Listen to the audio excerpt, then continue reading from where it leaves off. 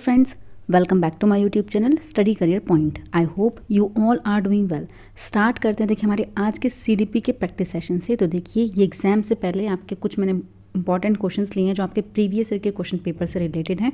Start करते हैं देखिए हमारे फर्स्ट क्वेश्चन के साथ। तो देखिए फर्स्ट क्वेश्चन है यहाँ पर आपका, देखिए according to Jean Piaget's theory of cognitive development hypothetico deductive reasoning develops during. तो देखिए जीन पियाजे के संज्ञानात्मक विकास के सिद्धांत के अनुसार परिकल्पित निगनात्मक तर्क किस अवधि में विकसित होता है। तो देखिए कौन सी अवधि में विकसित होता है, sensory motor stage, pre operational stage, concrete operational stage या फिर फॉर्मल ऑपरेशनल स्टेज। तो देखिए सेंसरी में आपकी क्या चीज़ आती है, तो वो आती है आपकी ऑब्जेक्ट परमानेंस। क्या आ जाती है बच्चे के अंदर, ऑब्जेक्ट परमानेंस। ठीक है, अगर प्री ऑपरेशनल की बात करें तो यहाँ पर क्या आता है आपका एनिमिज्म। जीव बात, बच्चे क्या करते हैं, निर्जीव चीज़ों को भी सजीव, ठीक है, एनिमिज्म यहाँ पर आ जाता है आपका। ठीक है, उसके बाद आपकी आती है कंक्रीट ऑपरेशन। इसमें देखिए सबसे ज़्यादा चीज़ आती हैं, जैसे आपका CCS क्लासिफिकेशन, कंजर्वेशन और सीरिएशन।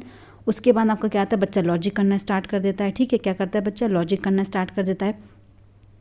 ठीक है, और यहाँ पर क्या आती है अभी कंक्रीट थिंकिंग बच्चे के अंदर जो आती है वो कंक्रीट थिंकिंग बच्चे के अंदर आ जाती है। ठीक है, देखिए नेक्स्ट देखते हैं आपका, देखिए जो आपका यहाँ पर है फॉर्मल ऑपरेशनल स्टेज। देखिए इस स्टेज में आपका क्या आता है, हाइपोथेटिको डिडक्टिव रीजनिंग आपके डेवलप हो जाती है बच्चे के अंदर।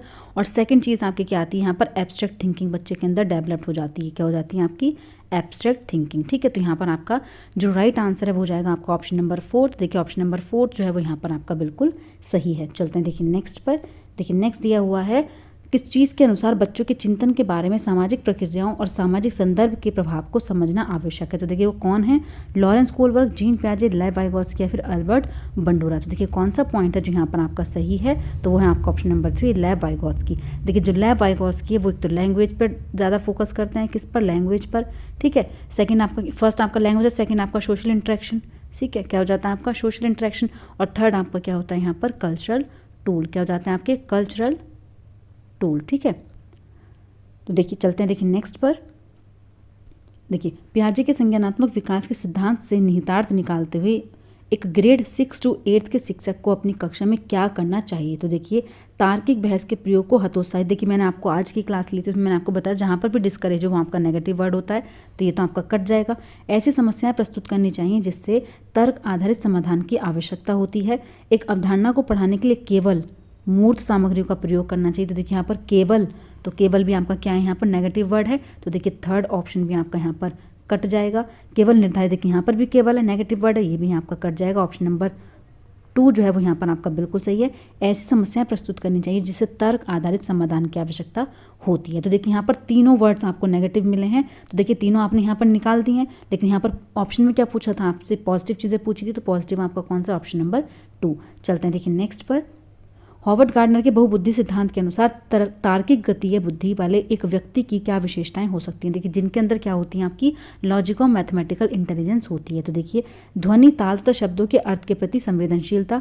देखिए यहाँ पर ध्वनि, साउंड वगैरह की तो कोई बात ही नहीं है। दृश्य, स्थानिक परिवेश को सटीक रूप से ग्रहण करने की होता है। देखिए स्पेशल बुद्धि यहाँ पर नहीं है, विजुअल स्पेशल बुद्धि, तो ये भी आपका गलत हो जाएगा। संगीत में देखिए जहाँ पर आपकी क्या जाती है, यहाँ पर संगीत, देखिए राइम्स की बात हो रही है, पिच की बात हो रही है, तो ये भी यहाँ पर आपका गलत है। क्या होता है, जो आपके तार की गणित, देखिए गणित की बात हो रही है, इसका मतलब क्या है, कैलकुलेशन से रिलेटेड चीज़ें हैं, पैटर्न से रिलेटेड चीज़ें हैं।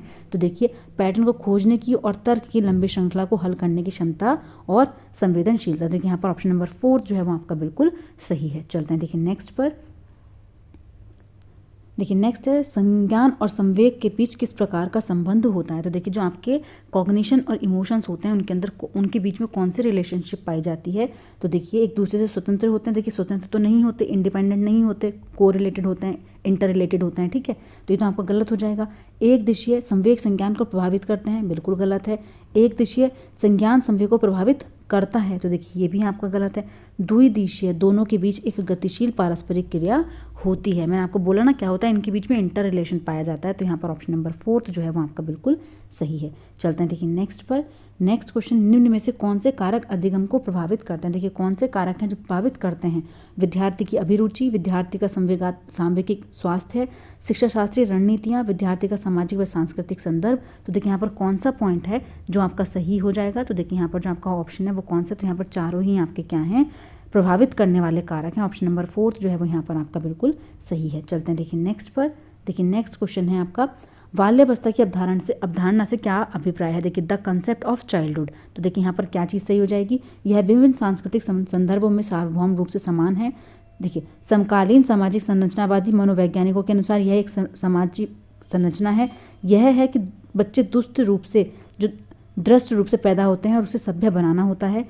यह है कि बच्चे शून्य से शुरुआत करते हैं और उनके गुण पूरी तरह से परिवेश द्वारा निर्धारित किए जाते हैं। तो देखिए कौन सा पॉइंट है जो यहाँ पर आपका सही होगा? तो वो है आपका ऑप्शन नंबर 2, समकालीन सामाजिक संरचनावादी मनोवैज्ञानिक के अनुसार यह एक सामाजिक संरचना है। चलते हैं देखिए नेक्स्ट पर। देखिए नेक्स्ट है, निम्न में से कौन सी मध्य बाल्यावस्था की विशेषता है? देखिए कौन सी है जो मिडिल चाइल्डहुड की विशेषता है? इनमें से शारीरिक वृद्धि और विकास बहुत तेजी से होता है, अमूर्त रूप से सोचने और वैज्ञानिक तर्क का प्रयोग करने की योग्यता विकसित होती है, बच्चे तार्किक और मूर्त रूप से सोचना प्रारंभ कर देते हैं, अधिगम मुख्य रूप से संवेदी और चालक गतिविधियों द्वारा घटित होता है। तो देखिए कौन सा पॉइंट है जो यहाँ पर आपका सही है? तो वह आपका ऑप्शन नंबर 3, जो बच्चे हैं वो क्या करते हैं? तार्किक और मूर्त रूप से सोचना प्रारंभ कर देते हैं। ऑप्शन नंबर 3 जो है वो आपका बिल्कुल सही है। चलते हैं देखिए नेक्स्ट पर। परिवार व पास पड़ोस बच्चों के समाजीकरण की कौन सी संस्थाएं होती हैं? देखिए जो परिवार होता है वो तो आपका क्या होता है? प्राइमरी एजेंसी होता है। तो परिवार के साथ जो भी कनेक्टेड होगा वो आपका क्या होगा? वो आपका प्राइमरी एजेंसी ही होगा। प्राइमरी एजेंसी आपका ऑप्शन नंबर 2 जो है वो आपका बिल्कुल सही हो जाएगा। चलते हैं देखिए नेक्स्ट पर। देखिए ये क्वेश्चन आपका रिपीट हो गया है तो इनको नहीं करेंगे यहाँ पर, ठीक है। चलते हैं देखिए नेक्स्ट पर। नेक्स्ट है आपका, देखिए अधिगम एक और एक प्रक्रिया है। देखिए अधिगम जो है वो कैसी प्रक्रिया है? यहाँ पर जटिल सक्रिय है, सरल रैखिक है, सरल व्यक्तिगत है या फिर जटिल निष्क्रिय है। तो देखिए कौन सा पॉइंट आपका सही होगा? तो देखिए निष्क्रिय जहाँ पर होगा वो तो आपका गलत हो जाएगा, ठीक है, वो तो आपका बिल्कुल नेगेटिव है। अब देखते हैं यहाँ पर, देखिए जो अधिगम होता है वो क्या होता है? तो अधिगम आपकी कॉम्प्लेक्स होती है और कैसा प्रोसेस होता है आपका? एक्टिव होता है, ठीक है, सक्रिय होता है। तो यहाँ पर ऑप्शन नंबर 1 जो है वो आपका बिल्कुल सही है। चलते हैं देखिए नेक्स्ट पर। आप अपनी कक्षा में अर्थपूर्ण अधिगम को सुसाध्य बनाने के लिए अध्यापिका को अपनी कक्षा में सामाजिक, सांस्कृतिक, धार्मिक और भाषाई विविधता को क्या करना चाहिए? टालना चाहिए, अपेक्षित करना चाहिए, समझना चाहिए, फिर अनदेखा करना चाहिए। तो देखिए यहाँ पर अगर हम अनदेखा करने की बात करें तो देखिए अनदेखा भी आपका यहाँ पर नेगेटिव है, टालना भी आपका क्या है यहाँ पर? नेगेटिव है, इग्नोर करना, अपेक्षित करना भी आपका नेगेटिव है। कौन सा यहाँ पर सही हो जाएगा? तो वो है समझना, अंडरस्टैंड करना। तो देखिए ऑप्शन नंबर 3 जो है वो यहाँ पर आपका बिल्कुल सही है। चलते हैं देखिए नेक्स्ट पर। कक्षा में प्रभावशाली अधिगम के लिए वातावरण की रचना करनी चाहिए, बजाय किस वातावरण के? देखिए कोलैबोरेटिव, कॉम्पिटिटिव, प्रतिस्पर्धी या फिर सहयोगिक, भयावह या फिर सुसाध्य या फिर प्रतिस्पर्धी और सुसाध्य। तो देखिए यहाँ पर कौन सा पॉइंट है जो आपका सही है? तो देखिए जो आपका एनवायरनमेंट होता है वो कैसा होना चाहिए, उसको कैसा बनाना चाहिए? तो आपको कंपटीशन पैदा नहीं करना है बल्कि क्या करना है? उसको कोलैबोरेटिव, सहयोगी बनाना। तो यहाँ पर ऑप्शन नंबर 1 जो है वो आपका बिल्कुल सही है। चलते हैं देखिए नेक्स्ट पर। देखिए नेक्स्ट हो जाएगा, निम्न में से कौन सा उदाहरण विद्यार्थियों को अधिगम के लिए अभिप्रेरित करने के लिए प्रभावशाली पद्धति है? तो देखिए कौन सी है जो प्रभावशाली है? तो देखिए पाण उपलब्ध कराना, विशेषकर जब विद्यार्थी कोई नया कौशल सीख रहा हो। सीखने में ज़्यादा कार्य पूर्ण करने पर, देखिए ज़्यादा कार्य, सिर्फ आपको कार्य पूर्ण करने पर बल नहीं देना, वे कार्य देना जो बहुत सरल हो। देखिए इजी कार्य आप दोगे बच्चे के लिए तो वो भी आपका गलत है। प्रतियोगिताओं के लिए बहुत से अवसर उत्पन्न कराना, देखिए प्रतियोगिताओं के लिए अवसर तो है, देखिए अपॉर्चुनिटी तो दे रहा है, लेकिन किस चीज़ के लिए दे रहा है? कंपटीशन के लिए, लेकिन कंपटीशन को आपको बढ़ावा नहीं देना है, ठीक है। तो यहाँ पर कौन सा हो जाएगा? तो वो है आपका ऑप्शन नंबर 1, पाण उपलब्ध कराना, विशेषकर जब विद्यार्थी को नया कौशल सीख रहा हो। चलते हैं देखिए नेक्स्ट पर। देखिए बच्चों के चिंतन के विषय में निम्न में से कौन सा कथन सही नहीं है? तो देखिए कौन सा नहीं है? बच्चे अपने आसपास की विविध घटनाओं के बारे में स्वयं अपने सिद्धांतों की रचना करते हैं। बच्चे प्रत्ययों को स्वयं नहीं सोच सकते और अध्यापक की मूल भूमिका उन्हें जानकारी उपलब्ध कराना है। बच्चे अपने आसपास की विविध घटनाओं के बारे में सक्रियतापूर्वक सोचते हैं और उनमें छानबीन की लालसा होती है। बच्चे अपने आसपास की वस्तुओं को जानने के लिए जन्मजात जिज्ञासु होते हैं। तो देखिए कौन सा पॉइंट है जो यहाँ पर नहीं है? इसका मतलब क्या आपसे नेगेटिव पूछा है, ठीक है। तो देखिए विविध घटनाओं के बारे में स्वयं अपने सिद्धांतों की रचना करते हैं, बिल्कुल सही है। सक्रियपूर्वक सोचते हैं, ये भी आपका सही है। देखिए छानबीन कर रहे हैं बच्चे, खोज कर रहे हैं, ये भी सही है। बच्चे क्या करते हैं? जन्मजात जिज्ञासु होते हैं, ये भी आपका सही है, क्योंकि आपका क्या कहा है? बच्चे क्या होते हैं? एक्टिव लर्नर होते हैं, ठीक है, इन्नेट एबिलिटी होती है उनके अंदर। तो देखिए यहाँ पर जो है, यहाँ पर कौन सा है जो आपका नेगेटिव है? वो है आपका ऑप्शन नंबर 2। देखिए बच्चे प्रत्ययों को स्वयं नहीं सोच सकते, अध्यापक की मूल भूमिका उन्हें जानकारी उपलब्ध कराना है। तो देखिए यहाँ पर आपका गलत है कि बच्चे स्वयं से सोच ही नहीं सकते, ठीक है। चलते हैं देखिए नेक्स्ट पर। देखिए, वंचित शिक्षार्थियों के साथ व्यवहार करने के संदर्भ में अध्यापक या अध्यापिका को निम्नलिखित मूल्यों में से किसमें विश्वास व्यक्त करना चाहिए। तो देखिए कौन सा पॉइंट है जो यहाँ पर आपका सही होगा। सफलता हेतु व्यक्तिगत उत्तरदायित्व, समुचित व्यवहार की उच्च उपेक्षाएं, देखिए हाई एक्सपेक्टेशन रखना है अप्रोप्रिएट बिहेवियर के लिए, तो यहाँ आपका गलत हो जाएगा। विद्यार्थी से किसी प्रकार की मांग ना होना, तो देखिए ये भी आपका गलत है। विद्यार्थी द्वारा स्वीकृति हेतु आघात्मक व क्रोध का प्रयोग करना, तो देखिए ये भी आपका गलत है। किसमें विश्वास व्यक्त करना चाहिए, वह छात्रों की सफलता हेतु व्यक्तिगत उत्तरदायित्व। चलते हैं देखिए नेक्स्ट पर। निम्न में से किस पद्धति का उपयोग करते हुए हकलाने, देखिए स्टरिंग जो होती है कि समस्या से निपटा जा सकता है। तो देखिए अनुश्रुत वाक, प्रवर्धित वाक, परिणामकारी वाक या फिर लंबित वाक। तो देखिए कौन सा होता है जो आपका स्टटरिंग, जो आपका हकलाना होता है उसकी समस्या से निपटाता है, तो वो होती है आपकी प्रोलॉन्ग्ड स्पीच। क्या होती है आपकी प्रोलॉन्ग्ड स्पीच। चलते हैं देखिए नेक्स्ट पर। सीखने में असक्त बच्चों के संदर्भों में तत्काल संबद्धता प्रदान करना, सहयोग व बल देना और गैर अधिगमनात्मक तकनीक जैसे तत्काल सूचनात्मकता, बुद्धिपूर्वक गवेषणा, सामग्री प्रबंधन का उत्तोलन निम्न में से किस प्रारूप से संबंध है। तो देखिए संग्रहित अधिगम, हस्तक्षेपी अधिगम, उपचारात्मक प्रत्युत्तर या फिर अधिगम का सार्वभौमिक प्रारूप। तो देखिए कौन सा पॉइंट है जो यहाँ पर आपका सही होगा, तो वो कहलाती है आपकी एम्बेडेड लर्निंग। क्या होती है आपकी एम्बेडेड लर्निंग। चलते हैं देखिए नेक्स्ट पर। एक समावेशी कक्षा वह है जहाँ तब तक आकलन की पुनरावृत्ति होती है जब तक प्रत्येक अधिगमकर्ता न्यूनतम श्रेणी प्राप्त न कर ले। विद्यार्थियों का भार कम करने के लिए अध्यापक केवल अनुमोदित पुस्तकों से ही पढ़ाते हैं। समस्याओं का अधिकाधिक समाधान करने की संभावना की दृष्टि से बच्चों की सक्रिय भागीदारिता रहती है। अध्यापक प्रत्येक अधिगमकर्ता के लिए वैविध्यपूर्ण व सार्थक अधिगमनात्मक अनुभवों के हेतु परिवेश का निर्माण करते हैं। देखिए यहाँ पर क्या कर रहे हैं कि आपका देखिए डाइवर्स और मीनिंगफुल लर्निंग का क्या कर रहे हैं, यहाँ पर क्रिएट कर रहा है टीचर विद्यार्थियों के लिए। ठीक है, तो यहाँ पर आपका जो सही आंसर है वो क्या हो जाएगा आपका ऑप्शन नंबर 4। अध्यापक प्रत्येक लर्नर के लिए क्या कर रहे हैं, वैविध्यपूर्ण मतलब डिफरेंट चीज़ें और सार्थक अधिगमनात्मक अनुभवों हेतु परिवेश का निर्माण कर रहे हैं। चलते हैं देखिए नेक्स्ट पर। देखिए अधिगमकर्ताओं व उनकी प्राथमिक विशेषताओं के मिलान युग्मों में से कौन सा है जो सही है। तो देखिए कौन सा है जो यहाँ पर आपका सही होगा। तो देखिए श्रव्य क्षतिग्रस्त अधिगमकर्ता दृश्य सूचनाओं को नहीं समझ सकते। देखिए जिनके अंदर हियरिंग इम्पेयरमेंट है वो किस चीज़ को नहीं समझ सकते, कैन नॉट, देखिए विजुअल चीज़ों को। तो जिनके अंदर सुनने में प्रॉब्लम है वो विजुअल से क्या रिलेशन, तो यहाँ पर ये तो गलत हो जाएगा। ठीक है, पठन अक्षमता, देखिए धारा प्रभाव, पढ़ने लिखने में कमी। सृजनात्मक अधिगमकर्ता अति सक्रिय, कार्य को पूरा करने में धीमे। देखिए सृजनात्मक जो क्रिएटिव बच्चा होता है वो क्या होता है, वो चीज़ों को फास्ट करता है जबकि स्लो नहीं करता। अवधानात्मक कमी अधिगमकर्ता उच्च अभिप्रेरणा, लंबे समय तक अवधान बनाए रख सकते हैं। देखिए जो अटेंशन डेफिसिट होती है जिसके अंदर वो लंबे समय तक ध्यान नहीं रख सकते, उनके अंदर लॉन्ग अटेंशन रखने का पीरियड मतलब चीज़ें नहीं होती, वो शॉर्ट टाइम के लिए ही कोई काम कर पाते हैं। तो देखिए ये भी आपका गलत हो जाएगा। तो कौन सा जो सही मिलान है तो वो है आपका ऑप्शन नंबर 2। पठन अक्षमता अधिगमकर्ता धारा प्रभाव, पढ़ने व लिखने में कमी। चलते हैं देखिए नेक्स्ट पर।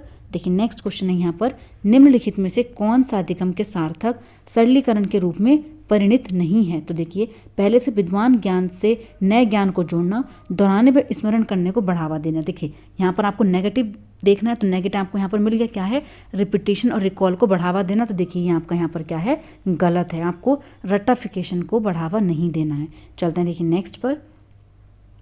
बच्चों की गलतियां व भ्रांत धारणाएं, देखिए जो बच्चे की गलतियां और भ्रांत धारणाएं होती हैं शिक्षण अधिगम प्रक्रिया में एक महत्वपूर्ण कदम है। शिक्षण अधिगम प्रक्रिया के लिए रुकावट व विघ्न है।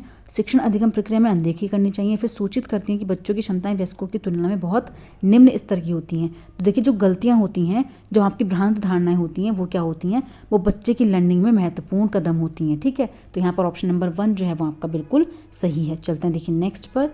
देखिए नेक्स्ट क्वेश्चन है यहाँ पर, संरचनात्मक ढांचे में बच्चे को किस रूप में देखा जाता है। तो देखिए किस रूप में यहाँ पर देखा जाता है।